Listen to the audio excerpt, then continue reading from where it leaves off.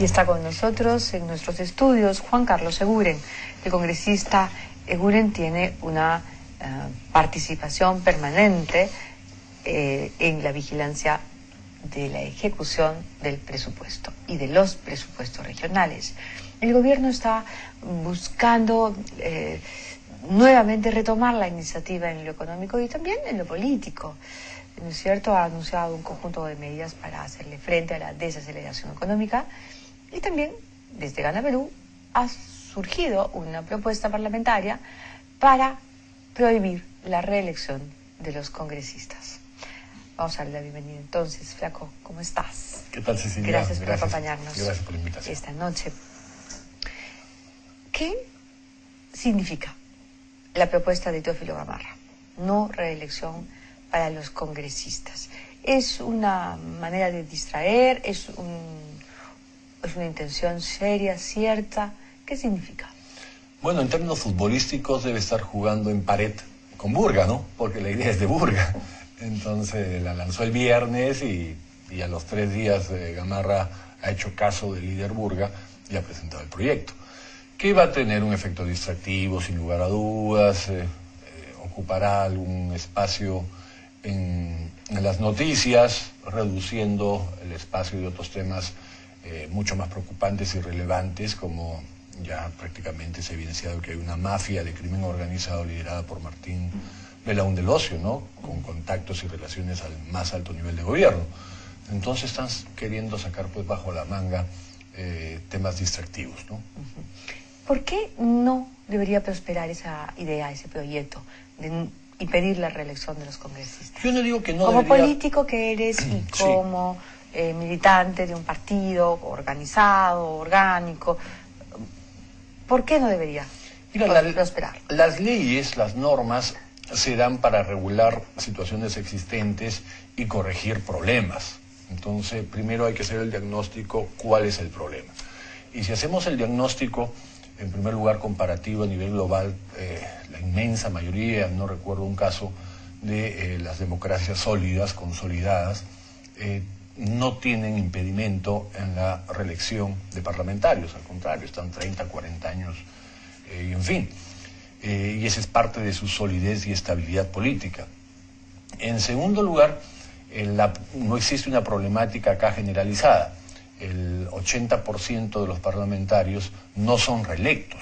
Más bien nuestro problema es al revés, que tienes un ejército de parlamentarios nuevos, inexpertos, poco formados, y que además vienen con un déficit de formación política porque no hay partidos políticos que les hayan dado formación en un proceso, por ejemplo, desde regidores, ¿no?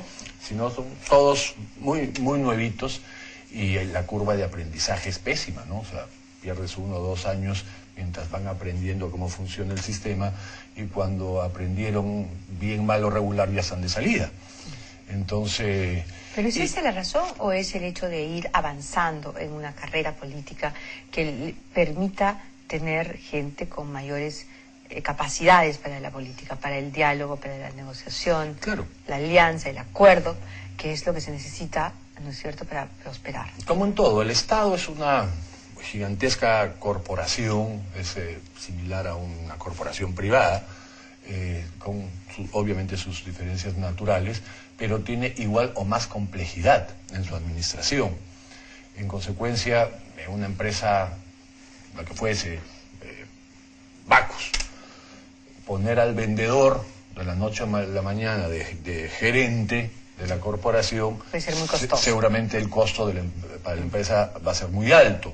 Poner a alguien que ha entrado a ventanilla del Banco de Crédito a gerente del Banco de Crédito seguramente sería muy costoso para la organización en términos de eficiencia, eficacia, rentabilidad, etcétera.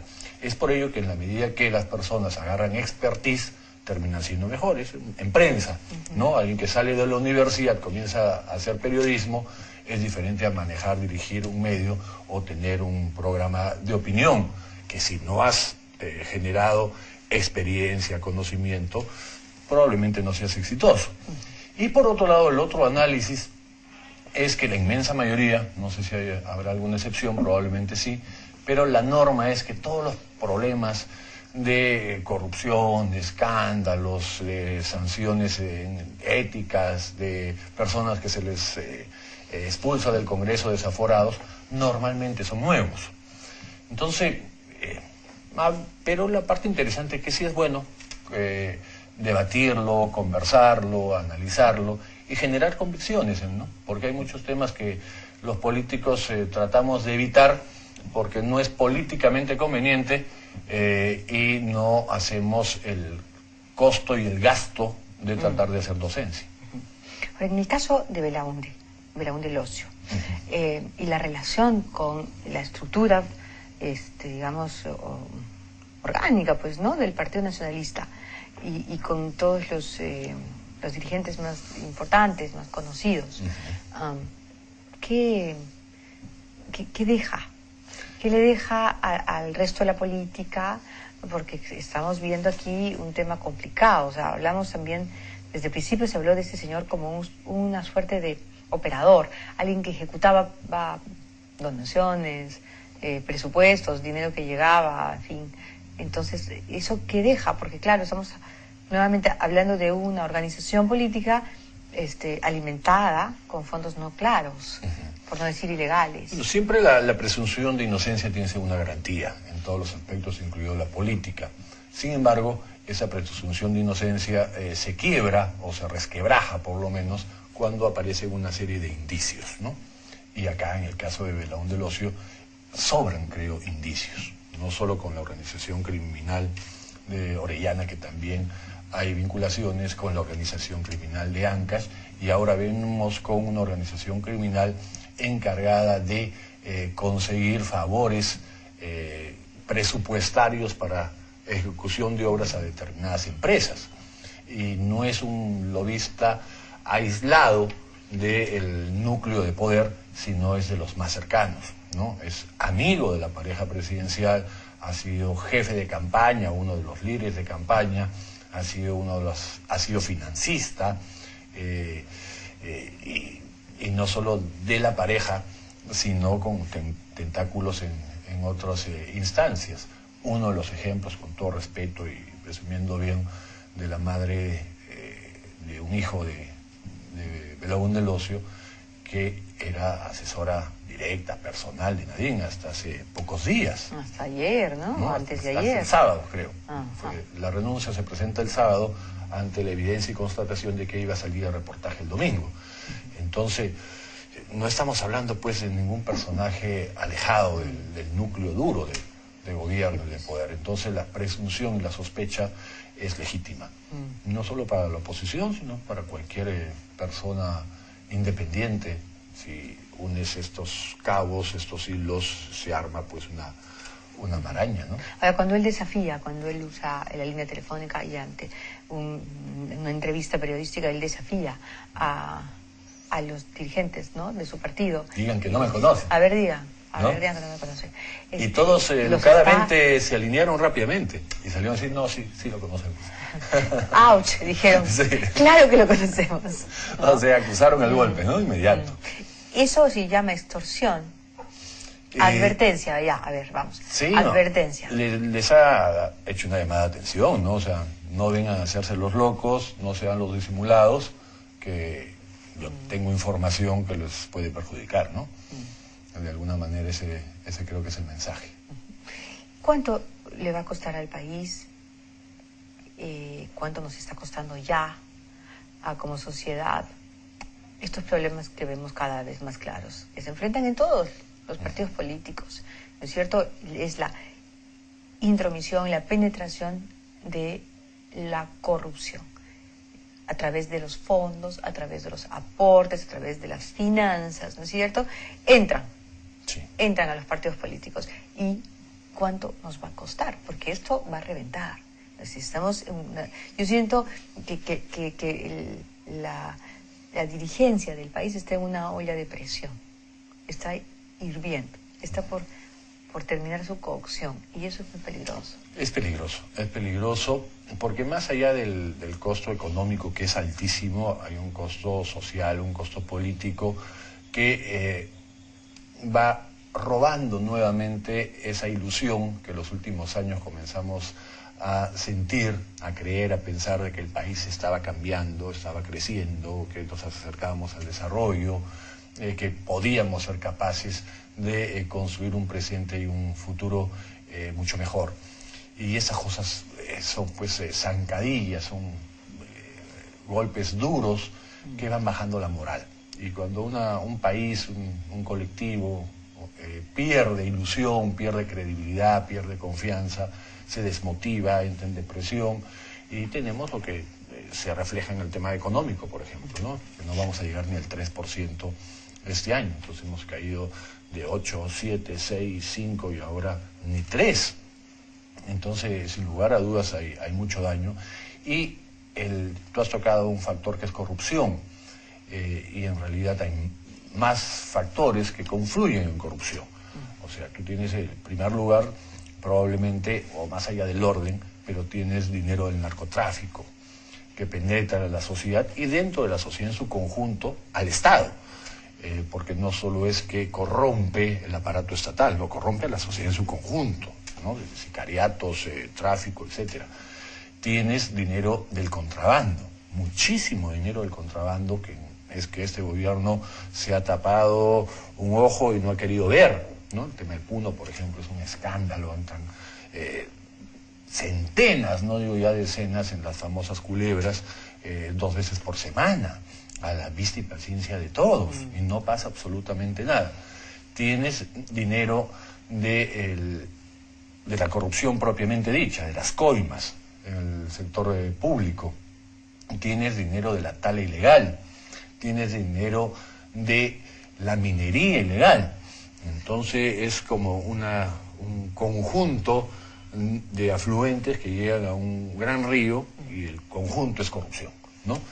Y que además corremos el riesgo también de hacernos los locos todos y pensar que la corrupción es estatal y tiene que ver con funcionarios públicos, sin darnos cuenta que el Estado no hace negocios consigo mismo. O sea, el gobierno nacional no le vende nada a regional, ni el regional le vende nada a local.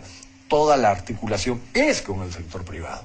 Entonces son dos caras de una misma moneda.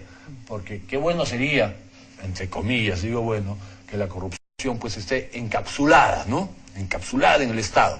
Entonces sería más fácil combatirla. Pero la corrupción es transversal. Estamos todos como sociedad. Y una de las esencias de ese problema, que no es fácil combatir y requiere mucho tiempo, es que hemos tenido una enorme pérdida de principios y valores, ¿no? Y nuestra tolerancia a la corrupción es altísima. O sea, el hecho de que 50% de la población diga, no me importa que robe, pero sí así obra, ¿no? O sea, eso creo que es dramático. Volviendo a los partidos políticos, en el caso del PPC, una de las cosas que se escucha mucho decir es que el PPC está lleno de abogados que tienen o forman parte de estudios y que esos estudios defienden intereses y causas también de privados muy grandes, muy importantes, muy poderosos. Digamos, ¿usted siente que les alcanza o no? ¿Les alcanza o no les alcanza? En principio yo te diría que no. Yo te diría que no, no porque cualquier abogado puede tener su estudio, sino que lo veo muy de cerca. O sea, Marisol Perestello no tiene estudio, Alberto Bengolea no tiene estudio, Juan Carlos Seguren no tiene estudio, y el único que tiene un estudio ya de mucho tiempo es Javier Bedoya, ¿no? Y que tiene una cartera muy pequeña, muy reducida, básicamente de sus amigos de muchos años. Esos son los congresistas, pero, digamos, los problemas... Lourdes Flores es una persona a la que yo le tengo muchísimo aprecio, pero, digamos, sus problemas sobre todo han tenido que ver con sus defendidos, con sus patrocinados, con los casos que ella ha representado, lo que la prensa le ha reclamado. Mira, nosotros los abogados tenemos una formación con preceptos, con principios claros, que no necesariamente son debidamente leídos, decodificados por las otras profesiones o las otras personas. A veces pensamos, pues, como un delincuente, como un violador, como un asesino, tiene un abogado. Y la verdad es que tiene que tener un abogado, ¿no? Son garantías constitucionales, son garantías de derechos humanos, y el peor criminal tiene derecho a un buen abogado, porque la justicia tienes que equilibrarla entre el denunciante, que usa todo su esfuerzo, y el denunciado su esfuerzo para defenderse.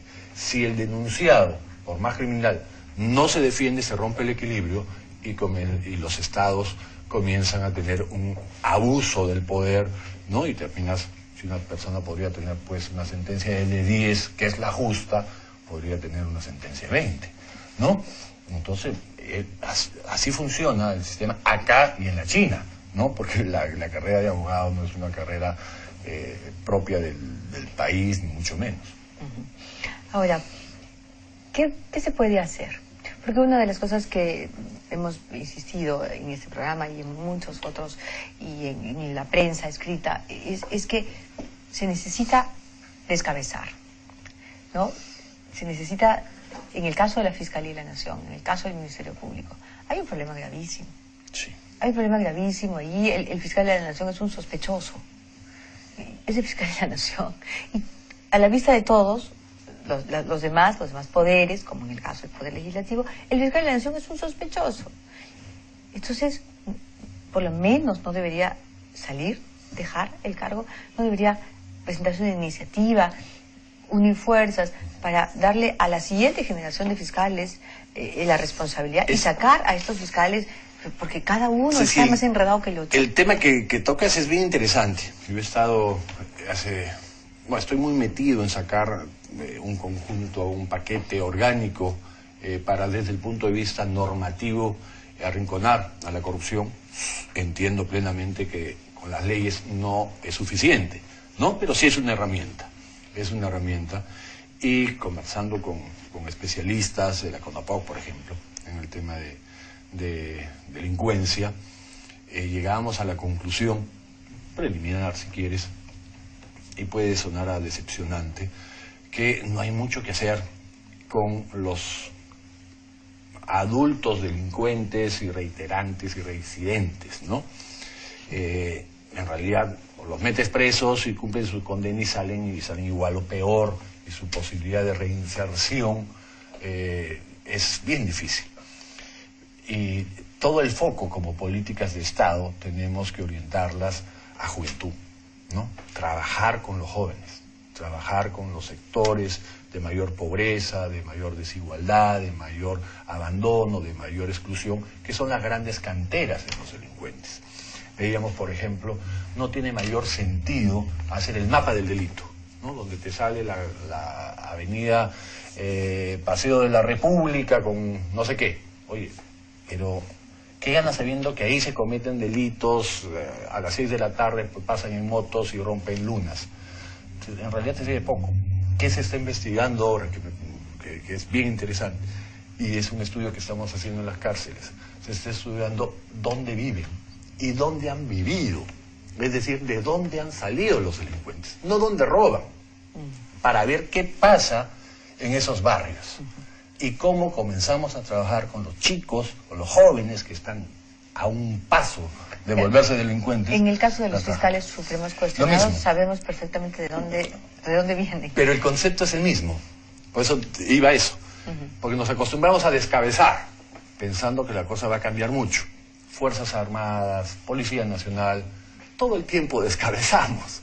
Por lo menos cada 5 años, el que entra bota todas las cabezas, ¿no? Y vienen las nuevas.